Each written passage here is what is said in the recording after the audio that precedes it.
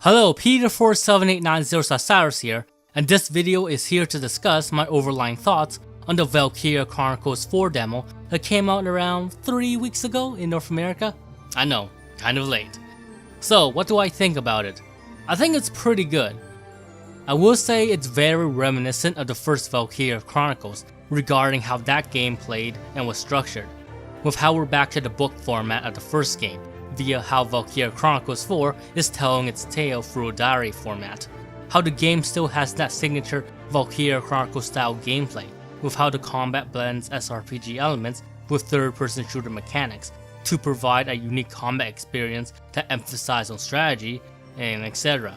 So it is apparent that Valkyria Chronicles 1 was used as a base when they were making Valkyria Chronicles 4. Not that it's a bad thing, the game is still a lot of fun. The strategic gameplay for 1 is as good as ever due to the various things the game gets right. The first being the excellent class variety that is in the game, with each class having their strengths and shortcomings that manifest when played in a third-person shooter perspective that gets you to think on how to use your units smartly, with the SRPG-like map emphasizing the strategy aspect too, with how you get the overhead view of an SRPG so you can plan out your moves accordingly. The game also does a great job of making each playable character feel individualized in combat through the potential system. Then there's the map design, which is pretty good from what I've seen in the demo, with each level feeling unique rather than being a generic stage you have to do over and over again, which was the type of levels we've seen in Valkyria Chronicles 2 and 3. For example, there's a level in the demo that gets you to perform recon in an area that's shrouded in fog, so that you can see which tanks in the enemy battalion are real and which are decoys, with that level transitioning to a mission that gets you to shoot at some infrastructure on a tower to signal to your off-screen allies to bombard the tank battalion. Then there's an open snow stage that's there to test out how you would face a Grenadier after having one yourself, letting you learn how to deal with the Grenadier interception fire and finding out ways to deal with it. Then there's the 2 tutorial stages that teaches you different gameplay concepts, with the second tutorial stage transitioning to a level that gets you to try out a Grenadier for the first time. Each level feels like their own thing, which I appreciate after playing through Valkyria Chronicles 2 and 3, whose map design, while not bad, was reused a lot. So the strategic gameplay is still pretty good in Valkyria Chronicles 4. The presentation side of things also does not disappoint as well, with the game being pretty to look at, with the sound design being on point as well. I have to give note that the canvas engine still looks good in how it brings to life the game's water painting anime art style. So the game is more or less a lot of fun, even if it does play a lot like the original Valkyria Chronicles, and I can see why they would want to make this game similar to the first Valkyria Chronicles due to the whole Valkyria Revolution fiasco that happened. It also makes sense why they would model it after Valkyria Chronicles 1 rather than Valkyria Chronicles 2 or 3, since Valkyria Chronicles 1 was a console game while the other two were handhelds. Not to mention there are significantly more people who have played the first game than there are who have played Valkyria Chronicles 2 and 3. Which is sad in Valkyria Chronicles 3's case, since that game is excellent, but it's very apparent that more people have played Valkyria Chronicles 1 due to how that game was re-released worldwide on Steam and PS4 as a remaster, while Valkyria Chronicles 3 is a Japan exclusive game that was only on the PSP. With that said, I have heard people say that the Valkyria Chronicles 4 demo feels like it's just the first game, but with a fresh coat of paint. So is that statement true? Not entirely. I can see why people would say that, since Valkyria Chronicles 4, or at least the demo, does use Valkyria Chronicles 1 as a base. But it also has a bunch of mechanics I either got from Valkyria Chronicles 2 and 3, as well as mechanics that are unique to Valkyria Chronicles 4, such as the introduction of the Grenadier class, which gives us a unit that has long-range mortar fire, with that class changing up how you traverse and tackle the map, due to not only its powerful long-range bombardment and how it can hit enemies behind cover, due to it firing in an arc and how it's a mortar, but also with its unique interception fire, most notably in how it's the only class that can fire explosive shells when it's laying down interception fire to an enemy within its range. Granted, if you're constantly moving, you won't get hit by them, but if you slow down for a second, that's another matter. With this aspect forcing you to plan out how to move your units beforehand in the map screen, since hesitating for a second during a mortar interception fire can be disastrous due to how that interception fire, like I said before, is fired at an angle and are firing explosive shells, which essentially makes hiding behind cover a bit moot. Add in how getting hit by those bombardments give you various debuffs that makes it easier to get hit with even more mortar fire, and it's apparent that the Grenader class does change how you tackle a map when you are trying to utilize the full destructive power of a Grenader, or even when fighting against one.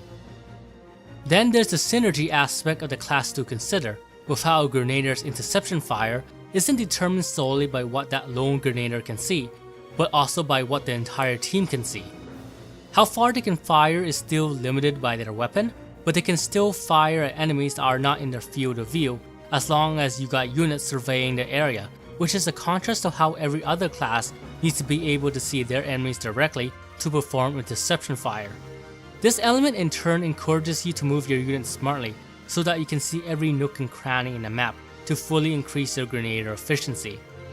The vice versa also works to the strategy aspect of the game when you consider how the enemies are using their troops to maximize the range of their Grenader, with you wanting to eliminate enemy troops so that they don't have a full view of the map, so you can have some breathing room from a possible bombardment. So the addition of the Grenader class does have the potential to change how you play the game in a significant way. But that's not the only change from Valkyria Chronicles 1. There's also the change to the co-op attack mechanics in regards to how Lancers and even Snipers can join in a co-op attack. Albeit there are some restrictions and considerations to take note of when you try to set up a co-op attack with those classes, such as how Lancers can only co-op attack when the one who is initiating the attack is tackling with an anti-tank round, or how getting those two classes to co-op attack gets them to use up ammo.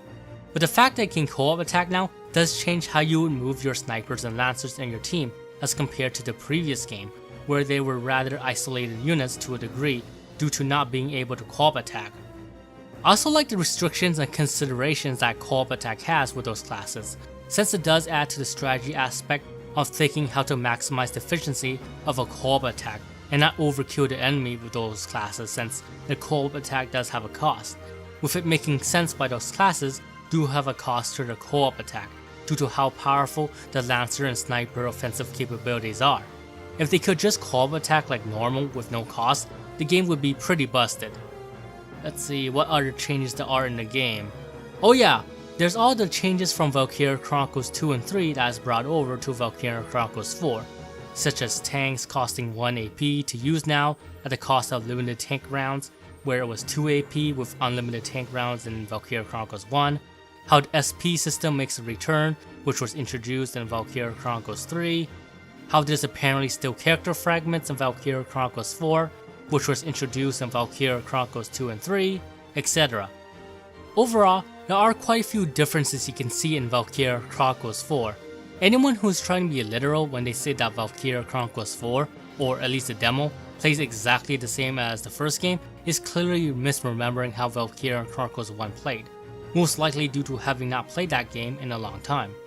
But I can see why people think the games are eerily similar, since for all intents and purposes, Valkyria Chronicles 4 does use Valkyria Chronicles 1 as a base, and it doesn't change the formula drastically like a sequel or even prequel might.